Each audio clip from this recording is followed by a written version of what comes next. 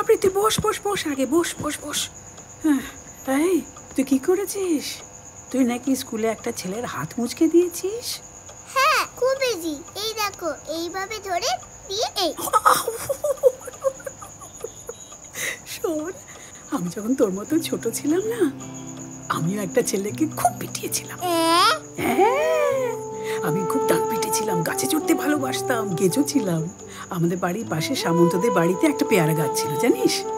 সে পেয়ারা গাছে উঠেছিলাম পেয়ারা পারবো বলে। ও মা, পেয়ারাগুলো পারলাম আমি, আর ওই ছেলেটা বললো ও নাকি সব পেয়ারাগুলো নিয়ে চলে যাবে। এমন রাগ হয়েছিল, ওর সঙ্গে ঝগড়া করতে করতে করতে দম করে মেরে দিয়েছিলাম। তারপর আর কি, করে কাঁদতে কাঁদতে চলে গেল, পেয়ারাগুলো ফেলে রেখে দিয়ে। ইস, তখন যদি আমি এই ক্যারেক্টারটা শিখিয়ে দিতাম না, আর ওই জি হতো। এখন শিখিয়ে দে।